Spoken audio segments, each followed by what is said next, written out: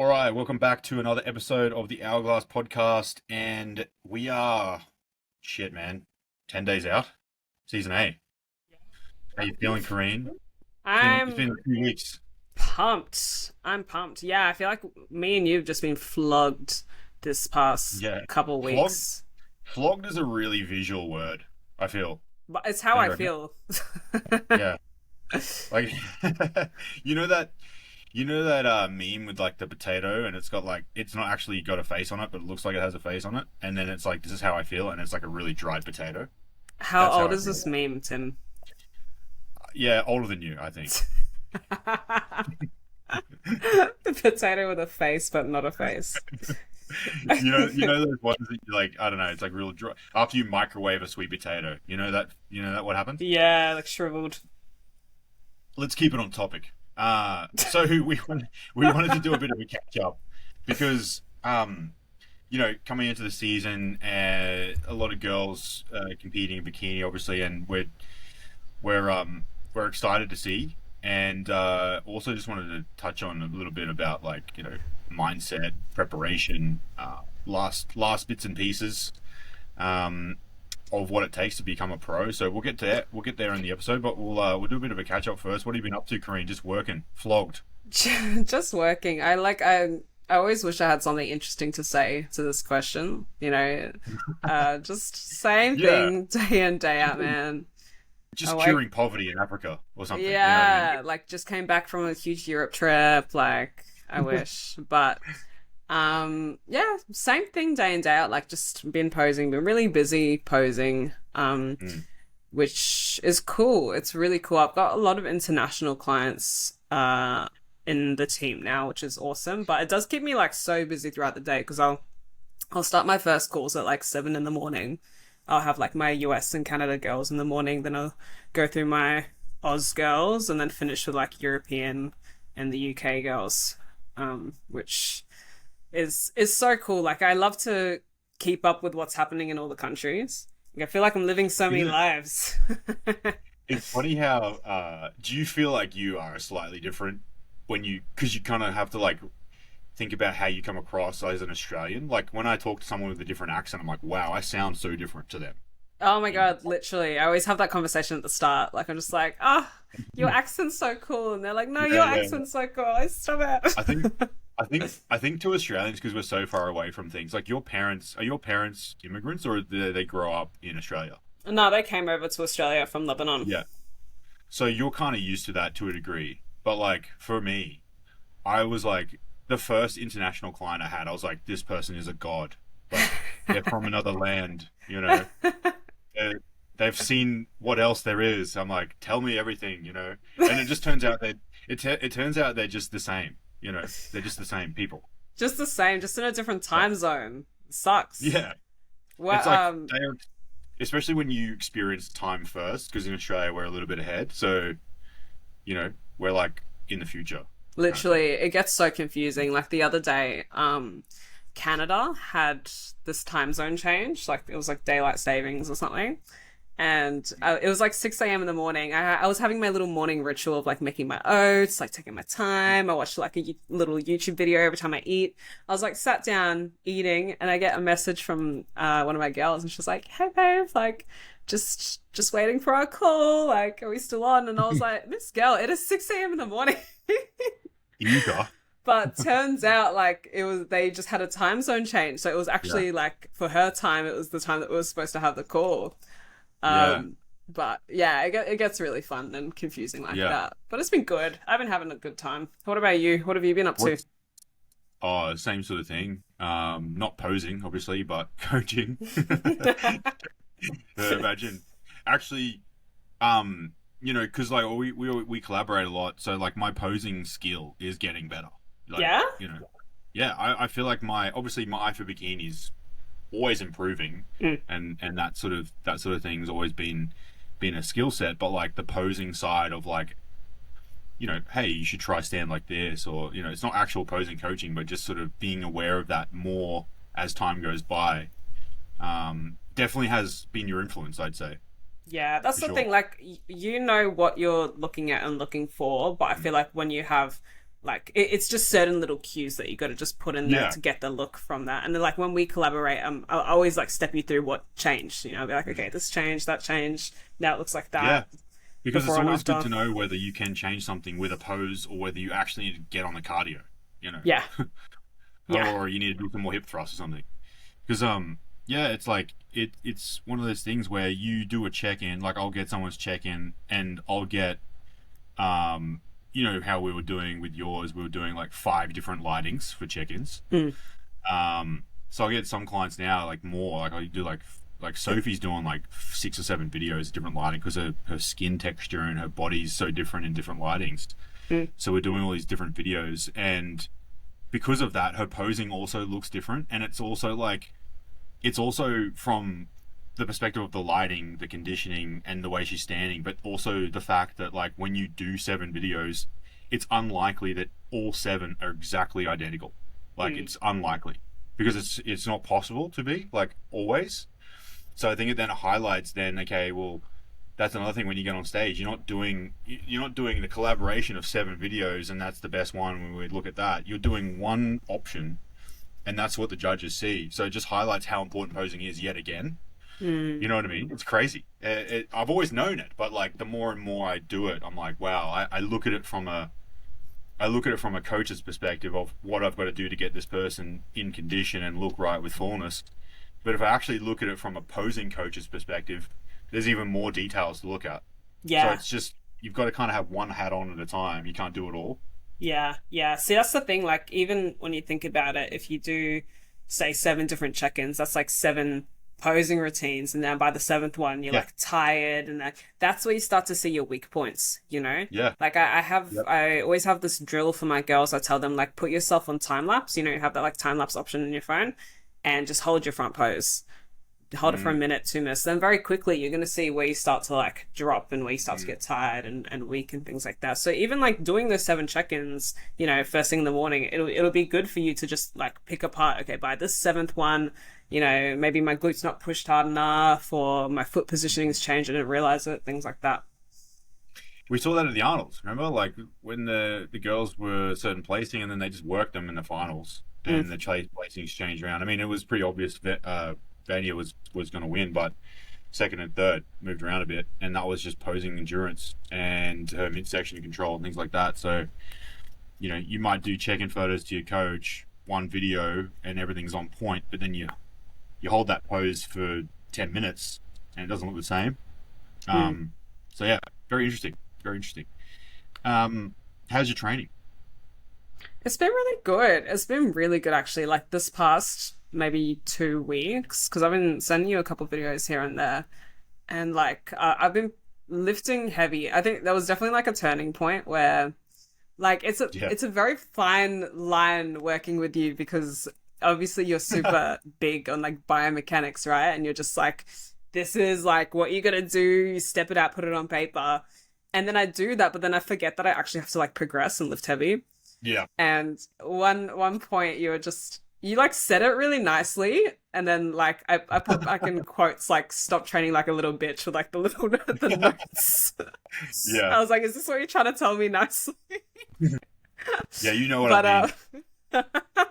but no, I was Mm. like, yeah, I definitely needed to have like the green light to go heavy. Mm. And that's what I've been doing, and it's been feeling really good. Like even I told you in my last check-in, like I've actually been feeling like sore, like my glutes have been working, my shoulders have been working, and I feel like I'm growing. Like I can look at myself and physically see the growth, which is cool. Yeah. I think that's important because you know, obviously in bikini we don't want to keep growing beyond a certain point. So there is that fear of like, okay, I don't want to train too hard because I don't want to. The thing is, you've got to do it in stages. Like it's almost like a Mount Everest summit. You know, you go from one base camp to another, and then take a break and reassess. So it's like right now for you, we're pushing to the next camp. You know, and kind of once we get to that point, and we're like, okay, cool. That's we optimized what we could do with the intensity and strength and all that progressive overload stuff in this phase. What do we get out of that, and how much further can we go? You kind of assess that at that point rather than assessing it all the time and never really pushing hard enough, because then you end up just spinning your wheels, you're fatigued, you're training, you're doing all that you need to do, but not really getting anywhere because you're afraid to get somewhere because you're not sure if it's too far or so like it's good when you get that, because as an athlete that's what you want to do really. You want to push Mm. yourself. But you also don't want to you don't, I think you've done it in a really really good way. Like the timing that we've done it, it's been great because it hasn't been like out of fear or like out of like insecurity, or the feedback hasn't generally been like, oh, you got to do this and this, and it's just kind of been our own assessment of what we're doing, and we obviously really trust what we're doing, so it's made it really sort of smooth. It's not ever been like, oh, we're running out of time, we got to do this, we got to rush this. It's just going to be at their own pace. And now with the how we're doing the unilateral stuff, do you want to talk a bit about that situation with people? Yeah, yeah. I can. I've just been like, this is probably the first time that I've kind of run into issues that have kind of been holding me back in training. Mm. So like, first of all, my legs. There was like, I had this. Okay, I'll go from the start. I feel like it's such a Yeah, big it story. started from the start. Yeah. So it was when I was, I think, 14, 15. I tore my ACL and like a ton of other stuff in my knee when I was playing netball, and had to go into surgery and take a year off sport, take a year off movement, really. Like I couldn't use my leg for much other than walking for a year. So that obviously took a really big like hit, not only just like physically but mentally as well. Because come years later, I realized that like my leg muscles had never really caught up, and I was continuously relying on my other leg, and it was more so like a mental thing than anything. And obviously, I was young. I wasn't thinking about like bodybuilding was not in the even in the realm of my existence at that point. Yeah. So I wasn't thinking about like the repercussions of not really focusing on getting that full leg strength back. And then, yeah, it's just come up a lot more now that I've seen myself lean, where I'm like, okay, like one of my legs has a little bit of catching up to do. Yeah. So, yeah, we were chatting about it for a little while and like focusing on it, and then it came to a point where we're like, okay, we just have to really like hone in on this, because uh it wasn't like I was growing overall, but the leg Mm. itself wasn't growing. You know what I mean? Mm. So yeah, it went down to like the single leg movements, which has been really Yeah. good. It's felt really weird to push on that leg, and I can feel the difference as well. But slowly, like as I've been pushing myself, I've noticed the gap minimizing between the legs, which has been awesome. And then a couple months ago, I did something weird to my wrist, and I tore that little like soft bit in between my like, what's that bit called? Do you know what that bit's called? That is the outside of your wrist. Ah, that's the term I was looking for. Thank you so much. I don't- there's got to be some term for it. I don't know. Even if I give it a shot, someone will roast me. The physio, he did give me the term. It's a very long one, but it's that soft bit, like just like right under your hand, kind of like on the pinky side, where your Yeah. wrist is. He said I'd like bruised it or something along those lines. So that made it really hard to do anything laterally for my shoulders, and Mm. I had to let it sit for a little bit and just heal. And then I realized that I'd lost so much strength in my shoulders when I went back to it. So now I've kind of got like the green light, because obviously, from my first show, my shoulders were a little too big for my physique, but now I've got the green light to really push and get back into moving the shoulders and growing more there and just growing overall. But we've been like a lot more strategic, I think, and it's been needed for, like you were saying, to get to like that Yeah. next base camp. Hey. We were noticing in the last prep a little bit, like sometimes you would pose and you'd be a bit lazy with the left side, and it would kind of externally rotate, and then the right side would be sitting more in internal rotation, and that would highlight the leg different, the size slightly. Yeah. But it wasn't like, oh wow. It was kind of just like, because we're both so like, you know, I'll pick up if there's a spot of dust off in your photo. You know what I mean? Yeah. Hang on, that couch is different. What's going on over there? Like, your pillows are not arranged. Someone was sitting there. Yeah. What happened? Yeah, yeah. Like, so like how you now have a random dog, that kind of thing. Um, but anyway, we both noticed that because we're really focused on the details. And I don't think anyone really would notice it. I mean, you would have to be a very, very, very OCD judge to pick up on that level of imbalance because it's very subtle. But the thing is, when you see it, it's still there, and then you can't unsee it. And then also, when you grow, that's one of the things now is like as you grow, any imbalance that you have becomes more obvious. So it's like, you might be able to hide it when you're smaller, and then as you grow, it's like you would hope that you can fix that. So that's kind of what we're doing is just really making sure that any imbalances or any issues are completely fixed, or at least working around. And so one of those strategies is blood flow restriction. How are you Yeah. how are you finding that? How are you Oh finding my that with the strap God. training? Really interesting. Very Yeah, interesting. Like it, oh man. I remember, trying it for the first time and I was like, okay, like I'll just do my usual weight. And I was like, I will not be doing my usual weight. Uh-uh. yeah. Because then you were like, okay, 20 reps. And I was like, 20 reps, pardon? So had to drop weight, but it's crazy the pump that you get from it is Yeah. like silly. Like, Because for anyone listening, it's what happens is, oh, for anyone listening, what do you mean? Who for says that? everyone listening. There's like one person. Does anyone cooking dinner right now? Pay attention because, anyway, for you guys listening, right?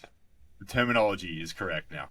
For you guys listening, blood flow restriction training is when you use it's like you occlude the area, and that means you tie up something there's specific straps that you can use, but you can essentially use anything that you can tighten and manage the tightness of it, and you put it around like a muscle or around just below a joint or above a joint, depending on what you're training, and it prevents blood flow to that muscle. So we're working on Kareen's adductors, her hamstrings, and her quad on her right leg. Is that right? It's the right one, yeah. Yeah. And so we've got that around. Are you doing it around both or just that one leg? Can't Just remember that what one leg. that one leg, yeah. So basically, she'll train her left leg like usual, and it's more like maintaining stuff. And then the right side, we've got the BFR bands, blood flow restriction bands. They're specific ones. Did you get those ones from Amazon, or did you get different ones? Well, when I went to buy them, they were sold out, so I got like the same thing, they're just a different Same color. thing. Yeah, it doesn't really matter what they are, but they're just like little bands that you can change the tightness of pretty easily. Like you can unclip them, so you don't have to like tie something up and then be like stuck in it and frightened. So you can undo it pretty easily. But basically, what happens is you occlude the area, and that means you restrict the blood to that area. So when you're training, that natural circulation effect that you get, your body sends oxygenated blood, it takes away the oxygenated blood, it sends nutrients, blood, um, glycogen, all that sort of stuff to the area, so that you can get a good pump. Usually that's what happens when you're training, and the fatigue builds over a period of time during the set. With this, it accumulates a lot quicker. All those metabolites sort of stack up quicker. You reach fatigue a lot quicker with less weight. So what it's doing is I guess to a degree, it's resetting the neural connections you have, and it's not letting fatigue get in the way of that connection before it's a problem to the connection. So when you have an injury or you have an imbalance, something like that, there's kind of like real estate in your brain, or even in on the process of connecting your brain to the muscle that is sort of like not optimal, and so it doesn't recruit those muscles for one reason or another. I don't know the exact science down to the perfect lecturing ability, but that's the general gist. And so what we're doing with the blood flow restriction training is reducing the load, getting the same level without the sort of neural requirement. So it's just like training the muscle with less loading, allowing her to reach failure, allowing her to get that same connection without going as heavy as you would do on the left leg. And then, maintaining the left side. So over time, you won't have to do this forever, but over time, you'll be able to stop doing that, go back to double leg style. That's the goal. Yeah. But that's sort of like the topic of this podcast, right? Is what it takes to be pro. And I think, you're already a pro, but I think the process for you, had you not have won the pro card last season, would be the exact same right now. We'd still be doing this, right? Mm. Nothing has changed since you turned pro. Like maybe you've got, a little bit more attention from people who are pros and they want you to pose them and things like that, but nothing's changed with you. You know what I mean? Like you're the same person, you got the same work ethic, we've got the same process. It's not suddenly like things have shifted and like the plan's different. So um yeah, like we wanted to talk about what it takes to be pro, because this is the kind of stuff, right? Is like really looking at in detail and not accepting, not accepting, like truth seeking, not accepting what you have as it, and not settling, and being willing to sort of, try things and be uncomfortable and be shit at things, and like, be in a position where you are actually allowing growth. And for you, I mean, this sort of thing is somewhat emotional because it's an injury.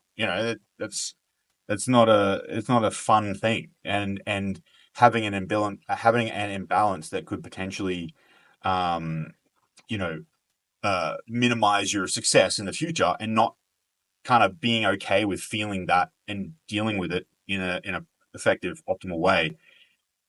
That's really necessary as a professional, or also as someone who's trying to become a professional. So, do you have any advice for any athletes that have similar issues? Like it's sort of, I guess from my perspective, I'm like, you handle it easily, but how do you feel about this sort of stuff? Like I haven't really actually asked you how you're feeling about it, you know? Yeah. Yeah, I mean, you're so right. Like, it is really emotional because, like I said, it's kind of the first time that I've felt held back by my body. Mm. And, they always say, oh, it's like bodybuilding's a sport of the mind. I always say that anyway. But, like, at that point, it's like, my mind can only do so much right now.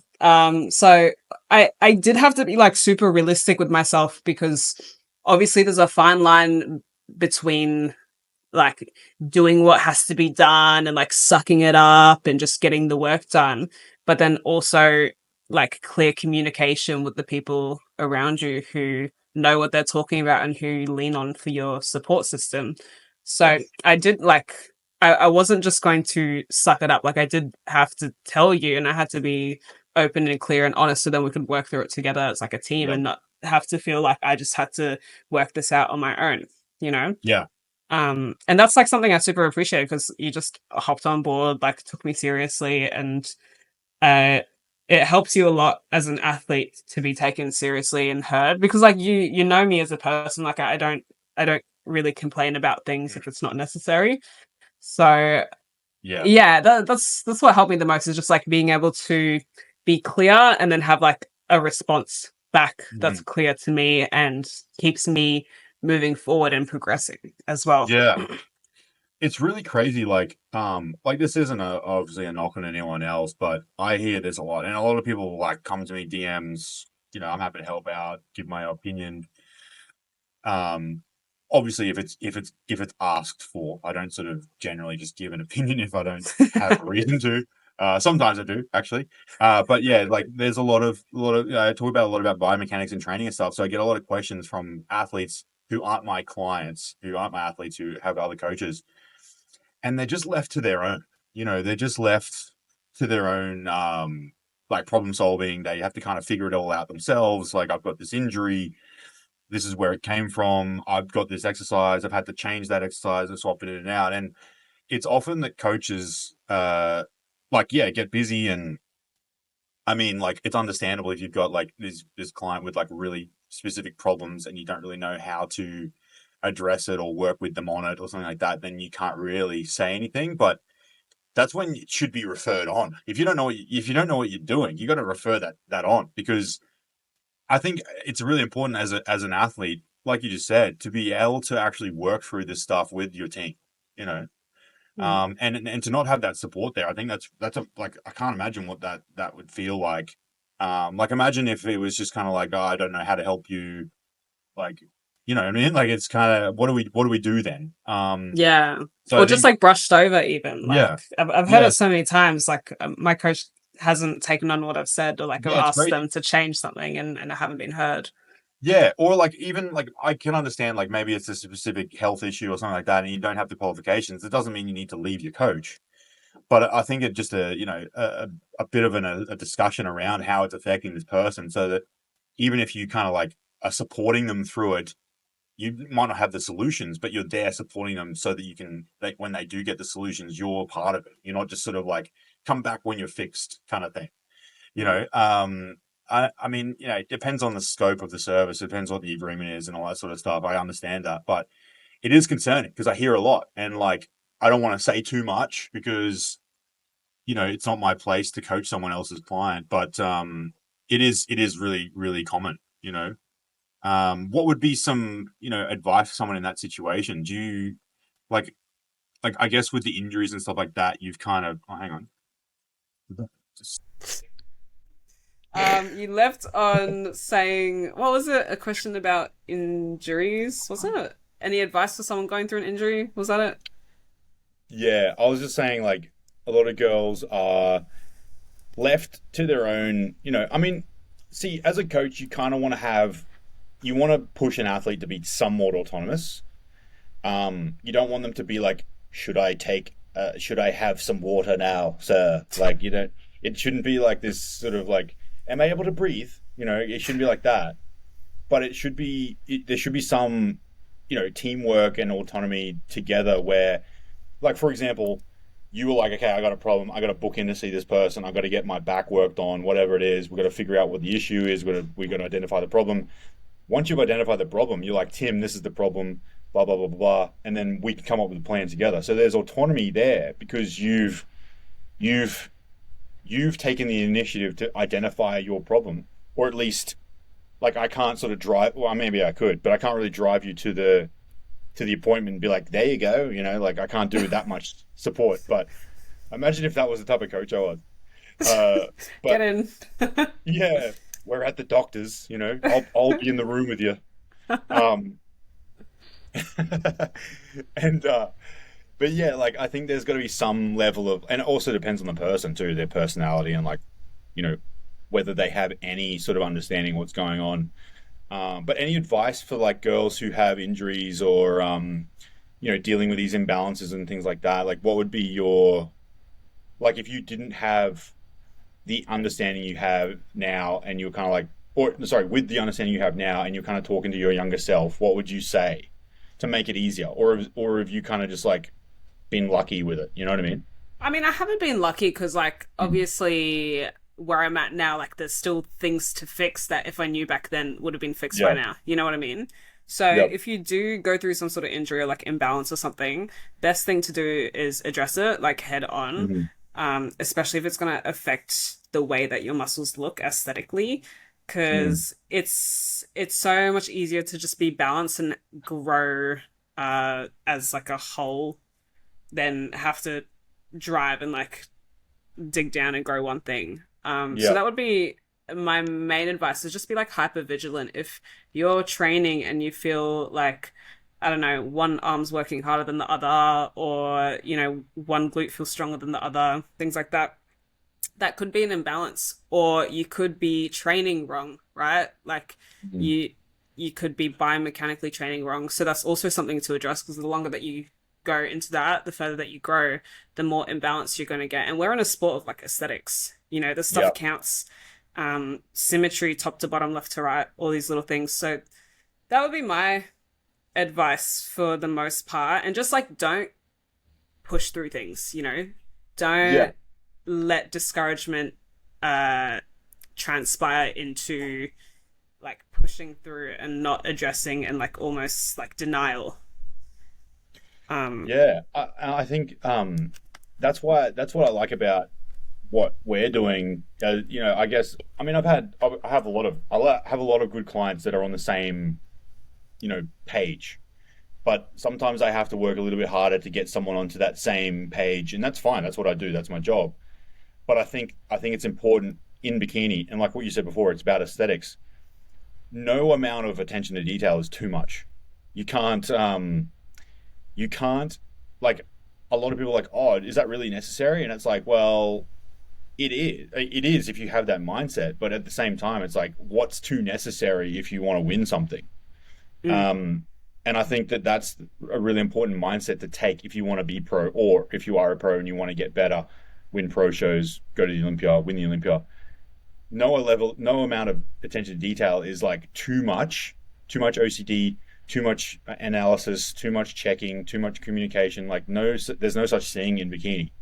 Maybe in, amateur open bodybuilding, you could just kind of like rinse and repeat, eat a little bit more, train a little bit heavier. It's not too much, whatever.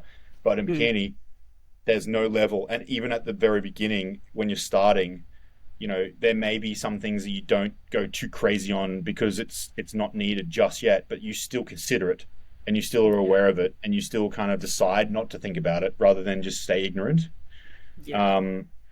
So I think that's really, really cool. That's why I believe we've had success, Yeah. I mean, that's the thing. Like, you're talking about other categories, like that. That's why bikini is so subjective because, like we always preach, it's down to those 1% things that a lot of people won't consider, which is gonna make the difference between winning or losing a lot of times. Whereas other categories, it's like the biggest most shredded person on stage wins. Bikini's like got so many little avenues you can roll down as to who wins what. But yeah. That's what I'd say. Just keep checking in on yourself and never get too far, because like a whole growth season doing the wrong thing could really punish you once you get lean and you start to see it all compound. Yeah,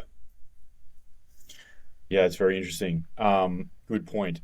So now that we're working through that, what would you say, other than that specific stuff, you're training harder, your intensity is higher, you're trying to lift heavier, we're in this sort of strength phase before we push volume.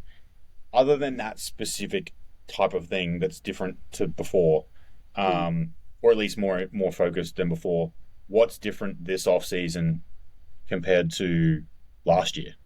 For you. Yeah, I get you. From your perspective, like I obviously know the details, but yeah.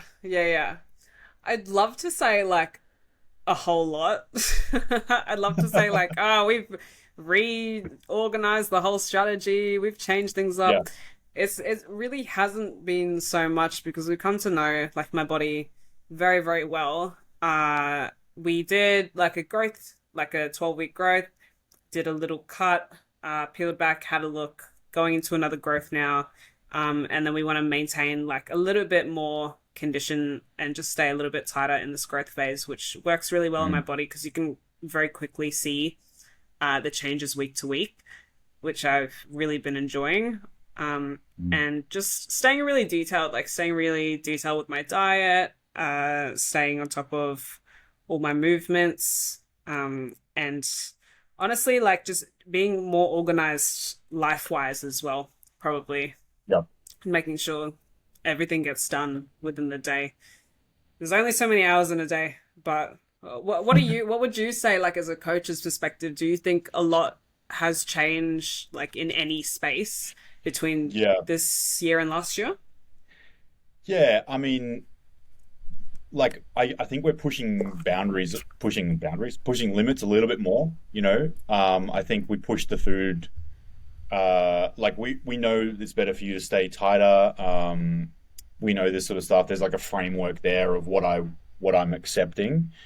Obviously I have higher expectations because we got a pro show. So, if you were like checking in and you were like, hey man, like fucking done all this shit and like, I'm all over the place, and I'd be like, hang on a sec. Like I'd have higher expectations default, for you. I think I've always had high expectations, but I think in the past, it's always been based on where you're at. Like the expectations of an amateur athlete trying to turn pro are somewhat less than a pro trying to win a pro show. It just comes with the territory. So I think that like what I'm looking for is slightly different, and I think that is then translated into then how I communicate, and then what you pick up from me is like, fuck, this is serious, I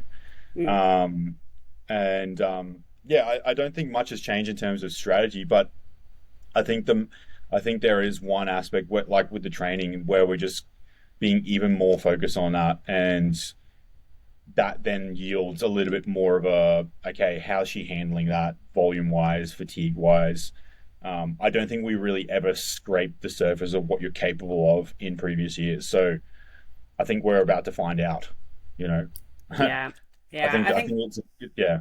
that's like a big difference as well, just mindset wise. Like a lot changes when you go from amateur, like not even expecting a pro card, not chasing a pro card, but still chasing your best self, to now knowing like I'm going into a pro show. You know, there are different expectations as a pro, like you were saying, than an amateur. People are going to Yep. expect me to show up a certain way on stage. I have to prove my worth to myself and to Yep. everyone surrounding me and things like that. So I think, yeah, mindset wise, that obviously bleeds into like my daily habits and how I carry myself and how I train and eat and things like that. So yeah, it's been a gradual shift, I think, over the years, and that's the name of the game. Like you just got to get all this experience under your belt, Mm. and you can never go too quickly, because like the more that you know, the more that you learn you don't know. Yeah. Actually, you know um, what? I was thinking about mm, this the other day. I was like, that's something that I am like in the past. Like, I don't think I've ever been thinking about how much you work, right? And now recently, I'm like, it's something on my mind where I'm like, okay, she's working a lot. It's apparent, and how does that impact her physique? So far, not a problem. You know what I mean? But it is a consideration where in the past, I don't think I've ever thought about that with you. Is that something you think about? how much at work? Mm, not so much. I think that becomes a lot more apparent to me when it comes to prep, just because there are a Yeah. lot more boxes to tick through the day. I Mm. mean, prep almost feels like a full-time job in and of itself. But then again, I feel so much more productive in prep as well. And I've had this Yeah. conversation so much recently how everyone just feels like they can do so much more with less time, which is crazy. But Yeah. um, that's how it feels. Like obviously, it's you can get stressed and you can feel, you know, overworked and overdriven, but like it all comes back down to like these are things that I'm so proud of. Like Mm. everything that I do for work, I'm so proud of. Everything that I do for my physique, I'm so proud of. Like studying, I'm proud of that. You know, these are all things that I prayed for when I was younger, and like here I am living it. Like it's I'm not gonna Mm. let it stop me. I'm not gonna let it get the best of me, you know? Yeah. I think it's also because you've kind of always worked with people, right? Like you had the makeup, you still do the makeup stuff, and Hmm. um, I guess so. Like it's not like you've gone from like an office sort of work on your own job to working with heaps of people with posing. So it's kind of you still have that interaction, I guess. I think it would be different if you were not used to working with lots of people and then all of a sudden you started working with lots of people. Maybe that would be a bit of an impact, but I haven't really noticed any difference, you know? Yeah, I don't think Um, so. I don't think yeah, so. Like, and that's the thing. I'm really passionate about everything that I do. yeah, So it doesn't feel like work, which is yeah. nice. It's like That's it. chill. I mean, yeah, exactly. And that's what we're saying is like even just that consideration. That's not too much. That's not too much detail. You know what I mean? That is potentially a thing that could be a problem. You know, if you are a busy person and you weren't previously, there's a consideration there. Some people might be like, "You're overthinking it," you know, and I'd be like, "Well, yeah, maybe." But like when you then show up to a check-in and there's a lot of stress there and you're not sure why and your body's not responding, that's why. You know, Mm. it's a changed variable. So it doesn't mean that the job's not doable. It's just like you got to approach your process with a different mindset. Just be more aware of different things. So I think it's very interesting. But Yeah, it's yeah. going to be interesting to see how the prep is in comparison. Yeah, even I mean, even speaking on that as well, like lots of the stuff I've been doing now has been to set myself up in the right environment to take on prep and not feel so overwhelmed Yeah. with work, because I do like I have realized that I'm super busy, but I'm Mm. working on stuff in the background, so in the future I won't be as Yeah. busy and I have more time to channel into prep, which is like what you were just talking about. You got to kind of like set yourself like environment wise to be able to Yep. show up as your best. How that 100%. looks. Yeah. What else? You know, like I think what you were saying before about that last season with there was no expectation or anything like that, and now there is. How would you like? I think there's a lot of girls competing this season who are amateurs who have possibly more expectation on them than you did when you were doing that pro qualifier. Now you've kind of got more expectation going to your pro show. What would be something you would say to these girls who are coming into season A? They've done a bunch of amateur shows. They haven't turned pro yet, and they've got this expectation. You know, that's where they are. That's what they're expecting. People are expecting this of them. What would be some advice there? Just enjoy it. Like, it's everyone says it. It's such an easy thing to say, but like honestly, when you get to show day, there is nothing that's in your control regarding placings. You know, like, okay, sure, how you pose, how you peak, how you've carried out the last couple of weeks of your prep, blah blah blah. But like the placings themselves are out of your control. Someone could show up on the day and look like Miss Bikini Olympia, and that's just how the ball rolls. You know, like, stop putting so much pressure on an outcome that you don't have control over, and start putting pressure on things that you do. And that ultimately is going to get you that one step further ahead to reach that end goal, right? But like, enjoy it, you know, like eventually if you keep doing your rounds, if you keep ticking your boxes and you don't give up and you keep that drive going, you're gonna reach that end goal, and then think back to these days where you actually felt dissatisfaction after you competed, you know, and you're gonna be like, why didn't I just have more fun? Like, now I feel the pressure, now I feel this way, that way, and I should have enjoyed my time as an amateur and, you know, tried all the looks and, you know, tried different peaks and shows and stuff like that. So yeah, don't rush into the final Oh, now I sound like a Pinterest board, man. Don't rush into the final destination, but you got to enjoy the journey for what it is. Pinterest board. I've heard that one before. That's good. Get me on a TED Talk, Tim. Yeah. I'm like, are you downloading these from Google Images right now? Yeah, I got my phone up. Yeah, but like, what about you? Because obviously you coach a lot of athletes and you talk to a lot of athletes all throughout the seasons, but you would obviously see a lot of athletes place a lot of expectations and certain outcomes that they plan on happening and things like that. How do you go around setting them up for success no matter what outcome? Yeah, that's a good question, because there's obviously, over the years, I've done things that haven't worked and I've done things that have really, really worked for different people. And I think it comes down to a different approach for every person. Like, some people really appreciate you being just realistic and being like, hey, you look really good. We're not expecting to come in and win a pro card this time. We need to do this. We need to do this. It's realistic goal setting, realistic expectations from me. Because a lot of people feel like they're letting me down if I have these expectations of them and they don't fulfill that. It's not even about them at that point, you know, because we're you know, checking in every meal, and I'm up late with them and I'm up early with them and I'm at the shows with them, and so they feel like they're letting me down more than anyone else. So I have to kind of like yield my expectations. Like, I have to say, this is what I expect of you, and it's probably below what you think you're going to achieve. And then when we surpass that, everyone's happy, you know.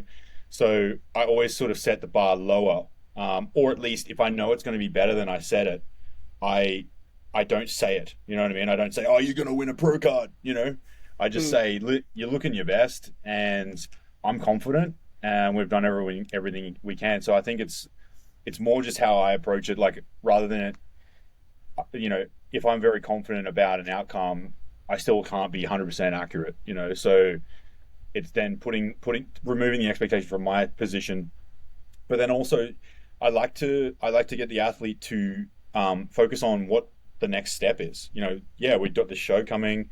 It's a pro qualifier. If you turn pro, that's great. If you don't turn pro, what are we doing about it? But generally, what you do next is the same. Like, there's no, you know, I want the girls to start thinking about, okay, we need to improve this, we need to improve this, and this is good, this is really working. These are some things that we need to fix, and posing needs to change, and like, we need to put more effort into this. And that process continues regardless of if they turn pro or not. And I think that then helps remove the pressure, because you don't suddenly have like, okay, like, you know, you turn pro and now like you get a discount on coaching or something. You know what I mean? It's like this, there's no sort of expectation. It's just, your process is the same, and if the judges believe that you win on the day, that's awesome. But nothing will change with what we do next. And I think if we have that plan, those goals set, the timeline for post show, then yeah, you might feel shit because of placing, or you're expecting this, and that's on you. But it's easier to move forward, or to sort of not place too much thought into, too much energy into the outcome of the day. Think about and get to encourage people to think about what else they have in their life that's good. I know a lot of people have nice families and kids, and they got their job and career and all this stuff.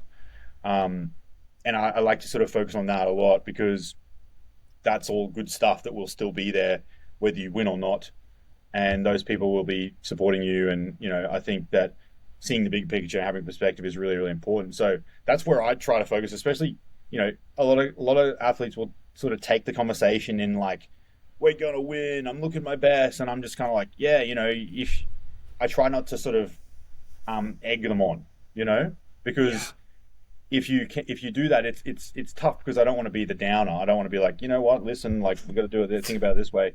But it is necessary, because if you follow the hype and you kind of buy into that yourself because you believe it, it can set someone up to be really upset. Or if you call it right, you could be the best guy ever, but like, there's a lot of risk there. So yeah, it just depends on the personality. I mean, with you, I knew you were looking really good, but I don't think I ever really said it. I don't think I ever really even said you look good. So I don't think you ever did.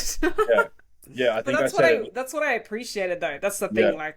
Like, because then I just literally, my only thought process was just, okay, just keep ticking the boxes. Coach is happy, I'm happy. Like, there was no, I've reached this point where Tim thinks I look amazing, and like, we're gonna do this and that. Like, literally, the other day I was reminiscing on the conversation we had the day before the pro qualifier, and like it just came to this, like, it was such a sweet conversation, because I was like, I don't want to speak too soon here, but this is the best I've looked. And then you were like, you said something like, epic, this is it, full as a house, like, we're on, let's do this. And like, that was that was what I needed. I was just like, we're happy. I'm happy with the look. I'm happy with the way we've approached everything. Like, in my head, I was like, yeah, one, done. Like, without even having to go to the show. It's like a health and safety checklist. It's like, switch on, safety thing on, like safety equipment on. Like, you've got this checklist to tick off. And you want to look at that. Like, with you, it's like, we want it to be this much full. We want it to be this body weight. We want it to be feeling like this mentally. We want it to have all these things there. And if we could say that, then it's like, what else can we do, man? We just got to go to sleep. You just got to go to sleep now and get up tomorrow. So I think if you have a focus like that, rather than being like, if I do this, I will win. It's like, well, yeah, but your job is just to make sure that those things are there. And if you can make sure those things are there, then that's it. The only thing left is time. And if you need more time, then that's what we do the off season for. So it makes it really easy for you. Even in that message, I just remembered, like, the last message that you sent, it was like, tomorrow we see, like, how we show up and then where we need to go from there. So I was like, like, even looking back on that, I was like, damn, like, that's what we're doing now. Whatever outcome it would have been, that's what we're doing now. We saw, what is that song? We came, we saw. That was it. That song. ASAP, what is it? ASAP Rocky song? We can't. The guy. Can't praise the Lord. Maybe sing more of it for everyone. Hey, a little bit more. This is actually turning into a singing channel. Thanks for listening. As soon as you said ASAP Rocky, I just started thinking about that Super Bowl guy, and he's not even ASAP Rocky. Kendrick? Yeah, I just think of anyone that's a rapper now, I just think of that Ain't Not Like Us song. That's it. Yeah, it's pretty iconic. I don't blame you. I don't blame you at all. Yeah, crazy. So what were we talking about? Just setting yourself up for the next step. Yeah. Yeah. Yeah, and if you have that approach, then it's just another day, and it's just it becomes more of a fun thing where you're just showing off your work and getting feedback. Because realistically, like what you want is the judges to say, "Do this," because like that's what you want to do. Like if you could stand on stage at 6 weeks out in your bikini, in your tan, and do your check-in photos on stage in a tan, you would be so much easier to prep as a client than if you do it in your lounge room. We want to see how you look on stage. We want to see what you look like under the stage lights, you know, in front of the judges, up on like on that angle, walking around in comparison to other people, because that's what matters. It doesn't matter how you look in a check-in. So that first show you do, working with a coach or whatever, or after taking time off or whatever it is, that's your test. That's your beta test. You know, you might nail it, you might get lucky, and no one else was better that turns up, but you almost don't really want that to happen, because you want to get as much information as you can to get better and to nail it. Because if you win and you kind of know you haven't nailed it, or you kind of like got lucky or something happened and you don't really know how to replicate that, then when it does matter, you don't really have a formula. You kind of hope for the best again, and that's not efficient. You don't want to turn up to a show that really does matter to you and, you know, be like, what did we do last time? We kind of just wung it. Wung it? Is that a wung it? That's not how you say that. Wang it. Winged How do you it? say winged it? Yeah. Close enough. Past tense wing. Wung. Dude, I've been doing check-ins Oh my all day. God. Leave me alone. I don't know why my brain was like past tense is wung. I mean, it makes sense. English is weird. Yeah. It's hard. I wung a wong number, you know.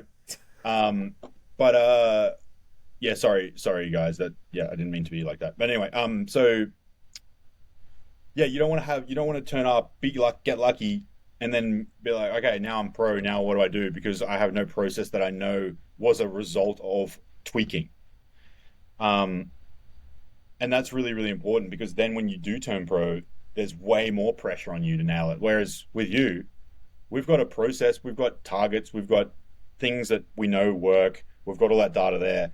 So coming into this first show as a pro, man, from my perspective, I mean, for you as an athlete, there's going to be more pressure. But from my perspective, it's simple. It's so easy for me because I know what I'm doing with it, you know? And that then gives you more confidence, because you're like, I look awesome, you know? Literally, you see me grinning over here. I'm just like, I'm so excited, man. Yeah, but that's it. It's like, as an athlete, athletes, you know, coaches, like a lot of coaches know what they're doing, but athletes also, doesn't matter whether they're experienced or not. You're a human being. You've got a brain. You've even if you don't understand what's happening to the same extent as a coach, you know whether it's right or wrong.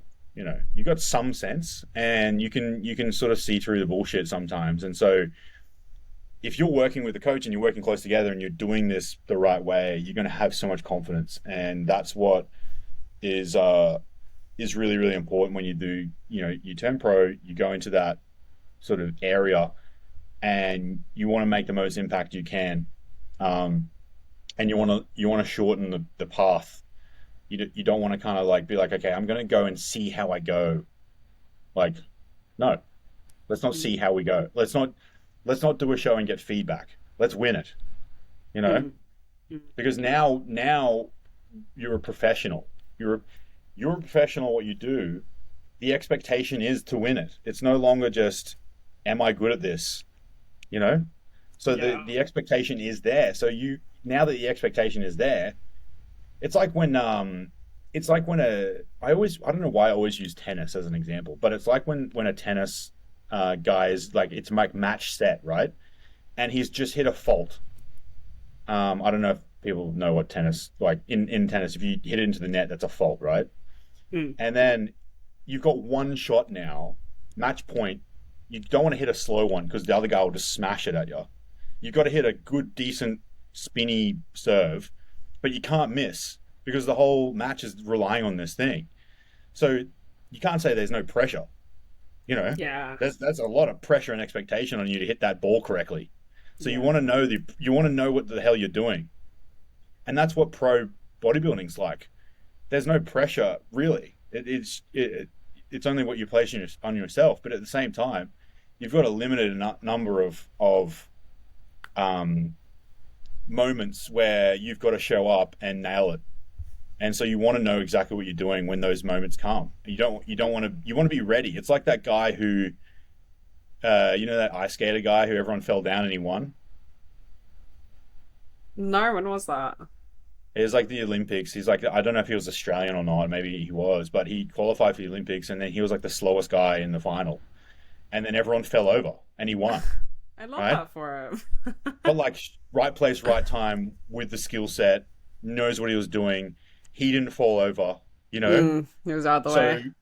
So it's like lucky, yeah, I guess, but like also right place, right time, did the work, and that's what we want. We want to have a process that works so that we get there and we're ready when those moments come, and we're not like, oh shit, like we'll see what happens and then adjust afterwards. It's like, no, you gotta show up. You don't want to adjust after now.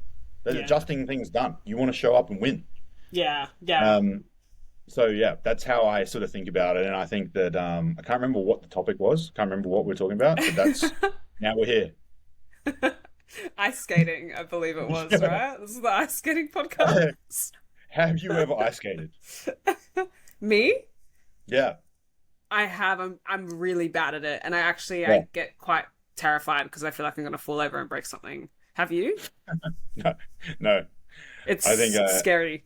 I haven't even seen snow, to be honest. You haven't seen snow? I've seen snow, but like little fine snow. When I was in Finland, it was like kind of snowing. But I've never like held snow, you know. It's kind of overrated. Yeah. But it's definitely a bucket list thing. Yeah. Yeah. You should go do that. But anyway, back to Yeah, what it takes to turn pro.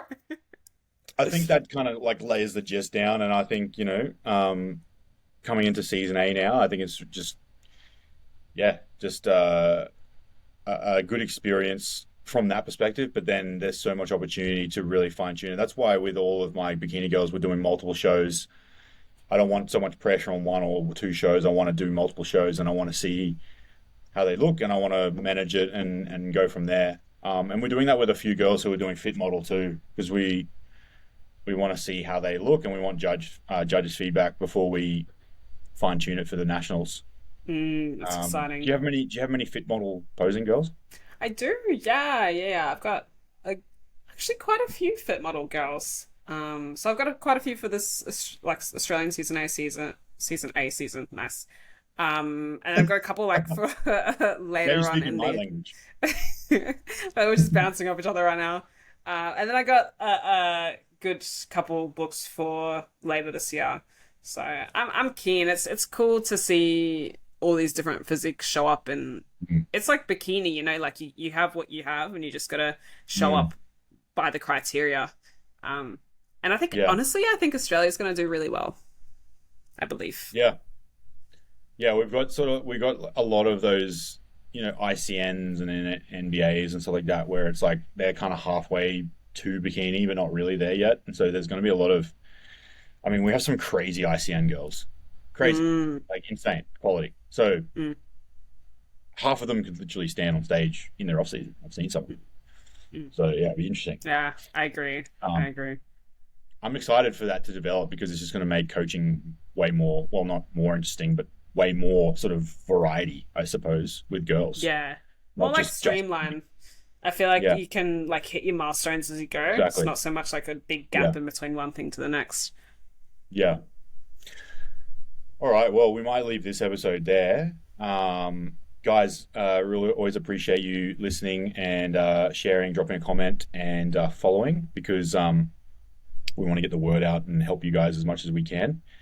But for now, we'll talk to you all soon. We're actually the next episode is going to be about some like confidential.